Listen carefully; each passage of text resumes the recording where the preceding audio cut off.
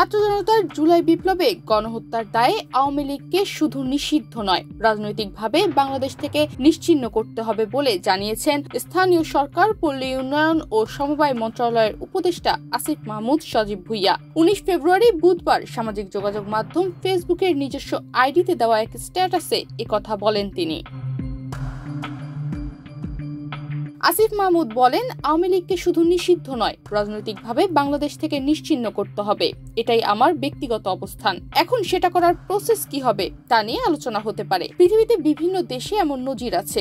আমার চোখের সামনে ওদের গুলিতে ভাইদের শহীদ হতে দেখেছি, গুমের শিকার হয়েছি, মৃত্যুকে কাছ থেকে দেখেছি। আওয়ামী লীগের রাজনৈতিক পুনর্বাসনের চিন্তাও আসা অসম্ভব। বিস্তারিত না বলায় আমিও ঠিকভাবে বুঝতে পারিনি। কিছু কিছু মিডিয়াতেও বক্তব্য ভিন্নভাবে উপস্থাপিত হয়েছে। এখানে আওয়ামী লীগ হিসেবে নির্বাচনে অংশগ্রহণ করার সুযোগ দেবার কথা বলা হয়নি। বিচারের পূর্বে এই প্রশ্নই অবান্তর।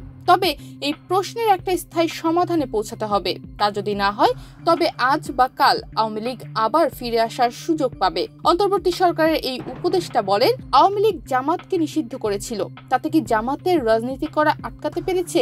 এটা যদি ইন্টিগ্রেটেড প্রসেসের মধ্য দিয়ে না হয় তাহলে সম্ভব হবে কিনা প্রশ্ন থেকে যায়। 16 বছরের সরাসরি রাজনীতিতে যুক্ত না হয়েও আওয়ামী লীগের সুবিধাভোগীর সংখ্যা অনেক।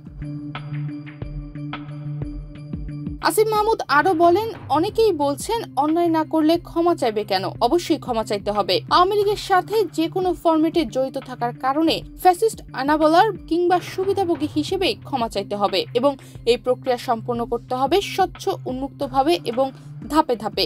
নিষিদ্ধ করার মাধ্যমে লিগালি এবং সোশ্যালি আওয়ামী লীগকে আদর্শিক ও রাজনৈতিকভাবে বাংলাদেশ থেকে নির্মূল করতে হবে। তনিমা রহমান, বাংলাদেশ প্রতিদিন।